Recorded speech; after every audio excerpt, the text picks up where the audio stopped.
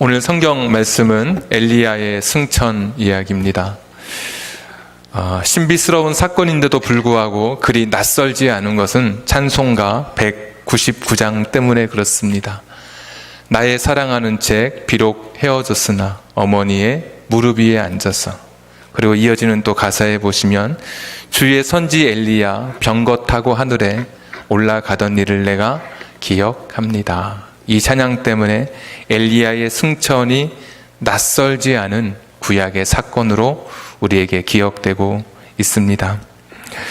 하나님께서 엘리야의 그 사역, 그가 걸어왔던 지난 날을 보시고 고속 열차를 보내주셨습니다.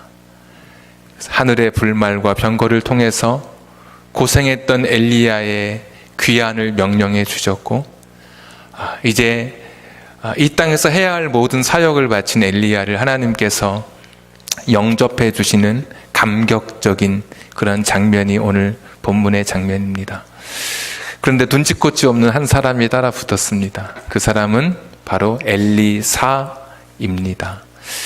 한 글자 차이라서 혹시 형, 동생은 아닐까라는 생각이 들지만 전혀 모르는 사람이고, 굳이 말하자면 스승과 제자입니다.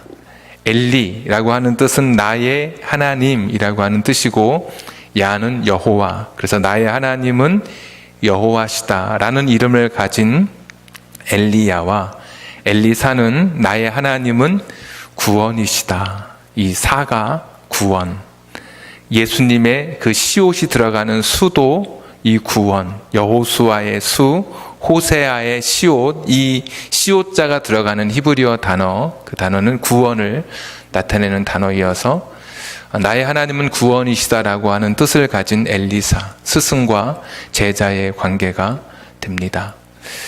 다 읽지 않았으니까 1절에 보시면 엘리야가 이제 길갈로부터 나가면서 엘리사에게 말합니다. 오늘 내가 하나님이 나를 부르셔서 내가 이제 저 하늘에 올라가게 될 텐데 너는 여기 있었으면 좋겠다. 그래서 2절에 이제 베델로 나갈 때 너는 여기 그냥 있기를 바란다. 우리 여기서 이제 헤어지자. 그랬는데 엘리사가 따라 붙습니다.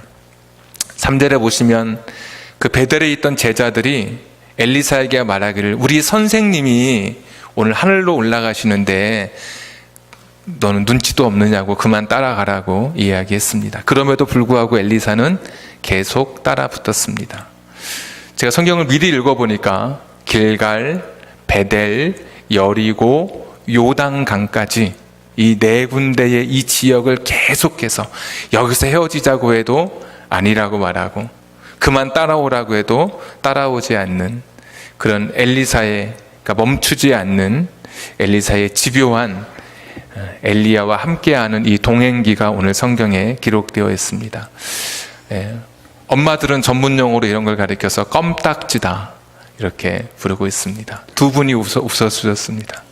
2부 예배 때는 아무도 안 웃으셔가지고 껌딱지처럼 달라붙습니다. 하도 달라붙으니까 이제 엘리야는 하늘로 올라가긴 해야 되겠고 올라갈 시간은 가까웠는데 엘리사가 자꾸 따라붙으니까 9절에 이렇게 말하게 되죠.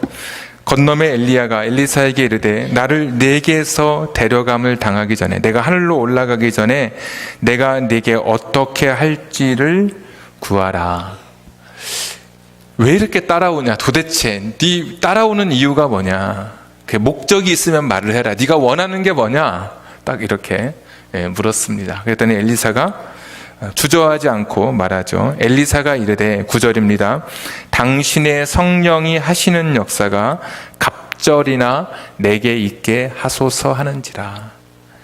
그러니까 엘리야와 함께했던 그 성령의 역사가 갑절이나 내게 있었으면 좋겠다. 쉬운 성경에 보니까 2배의 영적 능력을 내게 주십시오. 이것이 이제 엘리사의 요청이었습니다. 바로 우리가 보면 엘리야는 누구였습니까? 3년 6개월 동안 비가 오지 않게, 또 기도했을 때 비가 내렸던 그런 위대한 능력을 가진 그런 사람이었습니다. 갈멜산에서 기도할 때 하늘에서 또 불이 내려왔던 그런 위대한 종이었습니다. 죽은 아이를 살리기도 했었고, 기름통 그리고 밀가루통에 기름과 밀가루가 끊어지지 않도록 멈추지 않는 기적까지 행했던 사람이 엘리야였습니다.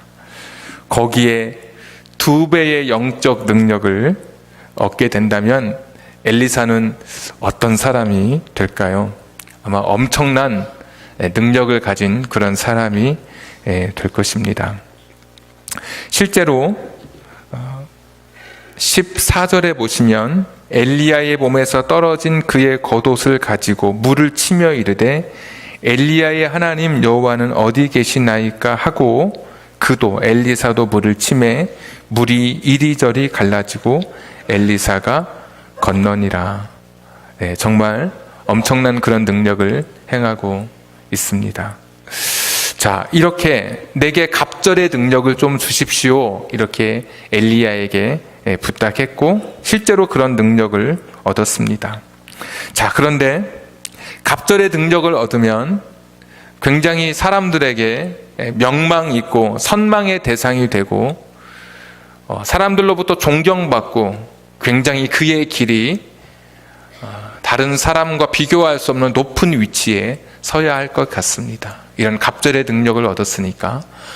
그런데 이렇게 요단강을 가를 수 있는 출애굽에 일어났던 그런 역사처럼 엄청나고 위대한 기적을 행했던 엘리사가 걸었던 길은 우리의 기대와는 조금 다른 길을 걷습니다. 그는 가난한 인생의 길을 가게 됩니다. 수냄 여인의 방 한 칸을 빌려서 기거해야만 하는 그런 상황. 자기가 데리고 있었던 게하시라고 하는 그 종이 물질을 탐낼 만큼 게하시의 그 물질의 필요를 충분히 채워줄 수 없었던 그런 사람, 그런 길을 엘리사가 걷게 됩니다. 원래 엘리사는 부자였습니다. 밭을 가는데 12겨리의 소를 앞세우고 밭을 갈던 그런 사람이었습니다. 엘리야는 성경에 단 한 번 나오는 디셉 사람 엘리야, 그러니까 디셉이라고 하는 이곳이 도대체 어디인지 모르는 무명의 도시에서 자라난 사람이었지만 엘리사는 사밧의 아들 엘리사, 이렇게 아버지의 이름이 등장하고 있습니다. 누구의 아들이라고 하는 것은 그가 가문이 있고 그가 굉장히 뼈대 있는 집안의 자녀라는 것을 의미합니다. 돈도 있었던 사람이고 뼈대 가문의 명망도 있었던 사람이었습니다. 거기다가 영적인 능력을 갑절이나 얻었으면 이제 더 뛰어나고 더 대단하고 더 명성 있게 살아야 될 텐데 앞으로의 펼쳐지는 엘리사의 삶은 전혀 다른 우리의 기대와 우리의 일반적인 기대를 충족시키지 않는 오히려 낮아지고 가난해지고 힘든 핍박의 길을 걷는 그런 인생을 살아간 것을 보게 됩니다. 갑절의 능력, 2배의 능력을 받았음에도 불구하고 그의 삶은 그의 능력과는 상관없이 이전의 삶보다 더 어려운 외로운 길을 걸어간 것을 우리가 확인하게 됩니다. 자, 우리가 오늘 이 성경을 읽을 때 갑절의 능력, 2배의 능력, 우리는 곱하기 2를 생각하게 되죠. 엘리야가 가졌던 파워, 무슨 힘, 그러니까 권능, 은사의 크기, 세기 곱하기 2를 생각하기 쉬운데 이 성경을 읽는 유대인들 그리고 이 성경이 쓰여지던 그 시대에 이 사람들은 이것을 곱하기 2로 읽지 않았습니다. 신명기 21장 17절에 보시면 이 2배라고 하는 이 갑절이라고 하는 이 단어는 그때 또 한 번 나오는데 2배의 목 이렇게 나옵니다. 그러니까 한 목, 2목 할 때 내게는 2몫을 주십시오 라고 할 때 그때의 2배입니다. 그 배경이 어떠냐면 장자에게는 2몫을 주게 되어 있습니다. 신명기 21장 제가 한번 보면 2배에 주는 행위를 통해서 장자에게 그 지위를 임명하는 그런 행위가 바로 2배의 몫을 주는 그런 상징을 통해서 이 사람이 나의 계승자고 상속자고 이 사람이 나의 장자라고 이야기하고 있습니다. 그러면 오늘 엘리사는 엘리야에게 갑절의 능력을 구한 것이 엘리야가 가졌던 힘, 엘리야가 가졌던 권세, 능력의 곱하기 2를 구한 것이 아니라 엘리사는 엘리야가 걸었던 그 선지자의 길, 외로웠지만 하나님을 외쳤던 엘리야라고, 나의 하나님은 오직 여호와 한 분이라고 외쳤던 그 믿음의 길, 그 신앙의 길을 엘리사가 계승하기를 원했던 것입니다. 엘리야라는 커다란 거목이 사라질 때 그 안에 머물던 새와 다른 동식물들이 얼마나 슬퍼하겠습니까? 커다란 영적 거목이 사라지게 될 때 밝혔던 어둠, 그 빛이 사라지는, 그래서 세상이 더 어두워질 것을 바라보면서 엘리사는 갑절의 영감, 갑절의 능력, 다시 말하면 내게 장자의 몫으로 우리 선생님이 하셨던 그 사명을 내가 이어갈 수 있도록 나를 계승자로, 나를 상속자로, 나를 선지자의 장자 역할을 감당할 수 있도록 나를 그렇게 지명해 주십시오라고 이야기한 것입니다. 엘리야가 살았던 시대는 정말 혼탁한 시대였습니다. 우리가 공부를 계속했지만 아합이라고 하는 왕, 이세벨이라고 하는 여왕, 그리고 그의 아들, 지난주에 살펴봤던 아하시아라고 하는 아들까지 모두 오므리 왕조에 속해 있습니다. 그러니까 오므리, 아들이 아합, 그 아들이 아하시아. 우리가 아하시아까지만 공부했으니까 이 오므리의 왕조의 특징은 국가의 번영, 나라의 엄청난 진보가 있었던 그런 때였습니다. 수도를 사마리아로 옮기고 사람들이 굉장히 잘 사는 그런 시대였습니다. 어느 정도 잘 살았냐면 이스라엘을 가리켜서 주변의 나라들이 오므리 땅이다라고 할 만큼, 아예 이스라엘 명칭 자체가 오므리의 나라라고 할 만큼 오므리의 영향력은 절대적이었습니다. 그런데 잘 사는 만큼 신앙은 정반대로 떨어지기 시작했습니다. 하나님도 믿고 바알도 믿었던 때가 바로 그 시대였습니다. 이게 옛날 이야기가 아니고 오늘 우리들의 이야기입니다. 주일날은 교회 오고 세상에 나가서는 또 다른 것을 섬기고 살아가는, 세상의 성공이, 세상의 욕망이 하나님을 대신하는 그런 삶을 그 당시에도 살아가게 되었습니다. 공식적으로 바알의 이런 우상을 섬기는 것이 사람들에게 장려되었습니다.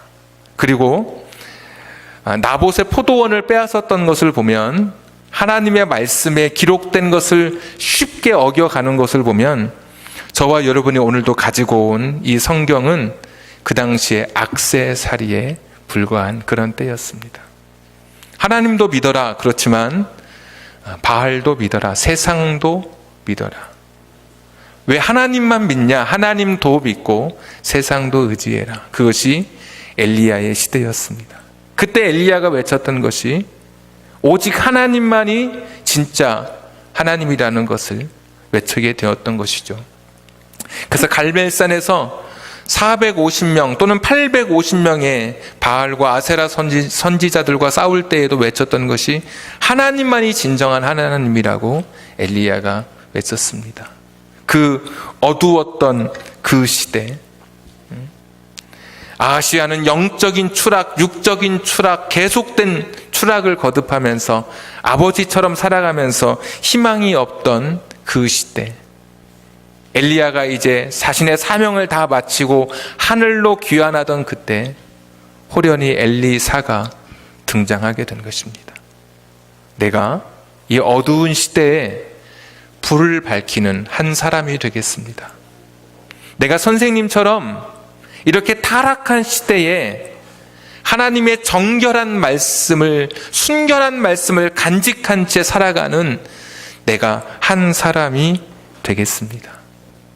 미약하지만, 부족하지만 길갈에서부터 베델, 여리고, 요단까지 계속해서 그가 엘리야 곁에 따르면서 그가 구했던 것은 나도 선생님처럼 이 세상을 밝히는 한 사람이 되고 싶습니다. 선생님께 역사했던 그 성령의 역사, 하나님의 그 역사, 나도 이 세상 속에서 펼쳐가기를 원합니다. 곱하기 2가 아니라 내가 장자의 몫으로, 장자는 책임지고 자기 동생들을 아버지, 어머니 그 명령을 따라서 먹이고 입히고 아이들 다 키워내는 것이 장자의 몫입니다. 그런 것처럼 내가 장자의 사명으로, 선지자의 그 사명감을 가지고 내가 어두운 시대를 밝혀가겠습니다. 이것이 오늘 엘리사의 고백이었습니다. 성령 충만해서 내가 다른 사람에게 봉투 받고 기도해주고, 내가 성령 충만해서 다른 사람 하지 못하는 방언하고, 내가 성령 충만해서 예언도 하고, 내가 성령 충만해서 사람을 병 고치는 신유의 은사를 일으키는 그런 기적을 꿈꾼 게 아니라, 오늘 이 사람은, 엘리사는 내가 성령 충만해서, 성령으로 내가 충만해서 이 세상의 어둠을 밝히는 그런 사람으로 살아가겠다고 결심한 겁니다. 성령 충만을 위해서 기도하죠, 우리가.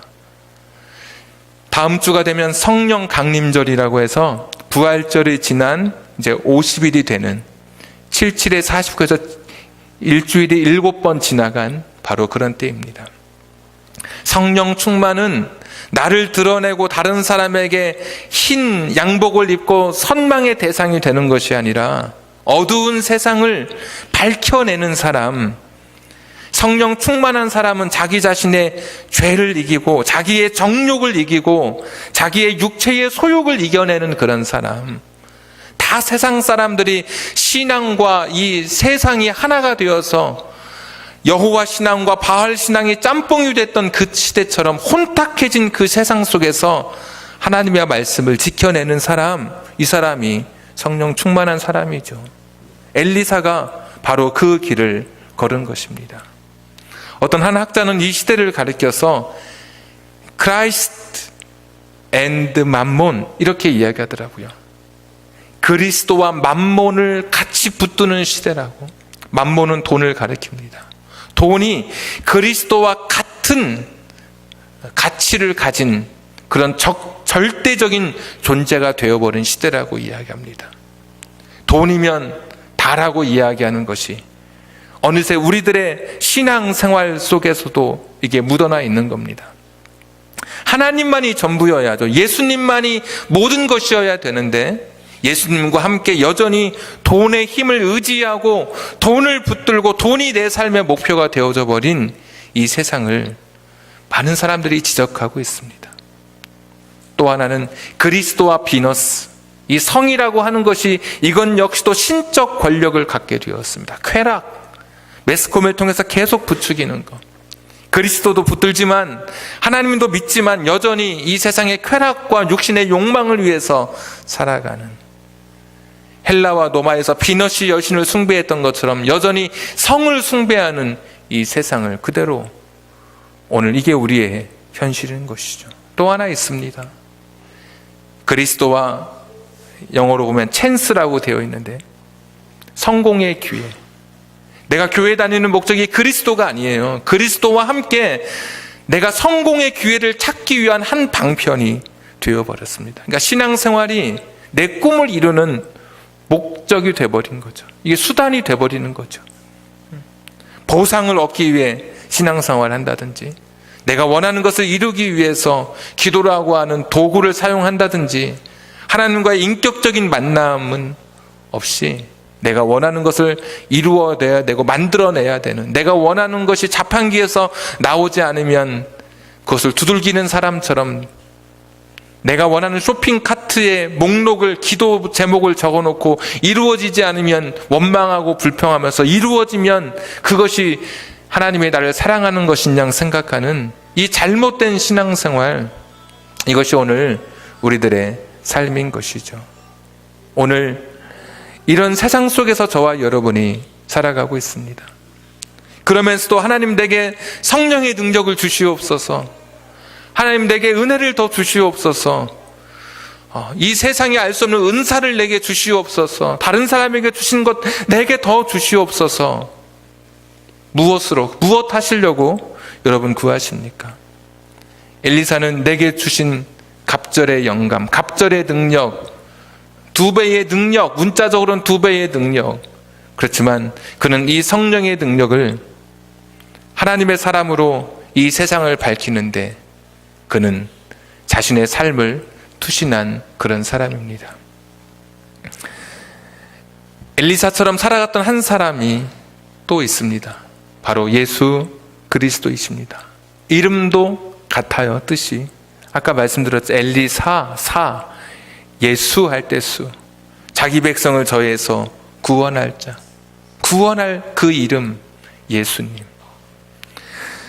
세례 요한을 가리켜서 엘리야의 심정으로 이 땅에 오신 분이라고 성경은 그렇게 기록하고 있습니다. 엘리야가 길을 열고 엘리사가 등장하는 것처럼 세례 요한이 예수님의 오실 길을 예비하고 뒤에 예수님께서 그 길을 따라 걸어 오셨습니다.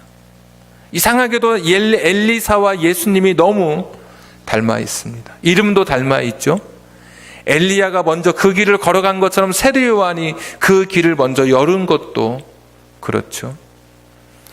엘리사가 나만 장군을 나병, 문둥병을 고치게 되죠. 하늘의 병입니다. 하늘이 내린 병. 할 수 없는 것입니다, 인간이. 예수님이 역시 나병 환자들을 고쳐주셨습니다. 예수님이 물을 잔잔케 했던 것처럼 물을 마음대로 좌지우지하셨던 것처럼 오늘 이어지는 2장 후반부에 보시면은 여리고의 그 독성이 있는 물을 엘리사가 물을 정화시키는 그런 장면이 나옵니다. 엘리사도 물을 마음대로 움직일 수 있는 그런 사람이었습니다.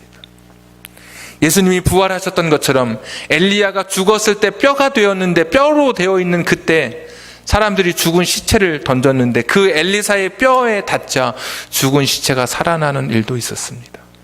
거의 예수님의 모습과 너무 닮은 그런 모습입니다. 예수님이 오병이어의 기적을 일으켰던 것처럼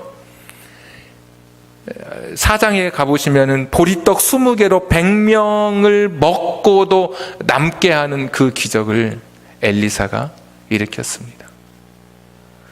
달리다굼 하시면서 예수님이 회당장 야이로의 딸을 살린 것처럼 엘리사 역시도 수넴 여인의 아이를 살립니다. 엘리사가 걸었던 그 길처럼 예수님도 그 길, 엘리사의 영성으로 예수님도 그 삶을, 그 비슷한 그 거의 흡사한 그 삶을 살아내고 계십니다. 성령이 비둘기처럼 예수님에게 임했을 때 예수님은 그것을 통해서 세상에서 영광을 얻고 그 성령 충만함으로 세상에서 자기를 뽐내고 사람들 앞에 내가 이런 존재라고 기적을 일으키는 그런 분이 아니셨습니다. 내게 주신 성령의 은혜를 가지고 하나님의 사람은 어떤 사람인지, 하나님의 기뻐하는 사람은 어떤 사람인지 그 길을 몸소 보여주신 분이십니다. 그러니까 어두운 세상의 빛으로 소금으로 살아가는 것이 어떤 삶인지 예수님이 보여주셨습니다. 성령 충만의 그 예수님, 그의 삶으로 엘리사가 걸었던 것처럼 어두운 시대를 밝히는 한줄기 빛으로 살아가신 것입니다. 이것이 오늘 이 시대를 살아가는 오늘 우리들에게 주시는 사명이죠. 여러분, 하나님 말씀 많이 읽으십시오. 기도도 뜨겁게 하십시오. 은사도 많이 누리십시오. 은혜도 많이 받으십시오. 내가 주신 것으로 분명한 이 세상을 내가 밝히리라. 어두운 세상에서 내가 정말 크리스찬인 것을 내가 세상에 보여주기 위해서 여러분 그렇게 하셔야 됩니다. 내가 직분이 있고 내가 신앙생활 연조가 있는 것은 이 혼탁한 세상 속에서 내가 순결한 그리스도인으로 드러나기 위해서이지, 사람들이 말하는 욕하는 이 기독교인으로 살아가는 것이, 이것이 우리에게 어떤 기쁨이, 무슨 기쁨이 되겠습니까? 진짜 이 시대는 오늘 말씀의 제목처럼 문자 그대로 2배의 능력이 필요한 시대가 됐습니다. 여러분, 전도하면 요즘은 욕합니다. 사이비로 취급합니다. 이제는 말로 전도하던 시대는 다 끝나버렸습니다. 그만큼 우리 기독교인과 비기독교인이 구분되지 않는 시대에 살아가고 있습니다. 타락의 극치를 향해서 가고 있습니다. 500주년, 종교개혁 500주년의 그런 기점에 섰을 때 한국교회는 커다란 어려움을 또 겪었습니다. 지금처럼 기독교의 신뢰도가 떨어진 적이 있을까요? 제가 예언하기를 기독교는 더 떨어지게 될 것입니다. 2배의 능력이 진짜 필요한 시대입니다. 교회에 다니는 것은 취미생활을 하는 것이라든지 액세서리처럼 내가 하나의 것을 가지고 있는 것이라든지 또 다른 세상을 살아가는 내 삶의 또 하나의 방편이 아니라 인격적인 하나님을 만나고 내가 하나님과 만날 때 내 삶이 변화되는 것을 바랍니다. 자전거랑만 부딪혀도 여러분 뒤로 물러서게 되어 있습니다. 어린아이하고만 부딪혀도 몸에 충격이 옵니다. 지나가는 차랑 부딪히면 이건 말할 수 없는 것이죠. 천지를 지으신 하나님, 우주의 주관자 되신 하나님, 그분과 우리가 만났는데 아무런 변화가 없다면 이건 원점부터 다시 생각해 봐야 될 것입니다. 과연 나는 내가 지금 교회 다니는 사람인지 하나님 믿는 사람인지, 죄송하지만 교회 20년, 30년, 40년 다녀도 전혀 부딪힌 흔적이 없는 사람이라면 이거는 여러분 다시 생각해 보셔야 됩니다. 신앙은 실제고 현실이고 내 삶에서 드러나는 것입니다. 엘리사처럼 어두운 시대를 밝히는 한 줄기 작은 촛불이 되어서 바라보면 바라볼수록 캄캄하고 절망스러운 이 세상에 소망이 되는, 빛이 되는 여러분 되기를 주님의 이름으로 축복합니다.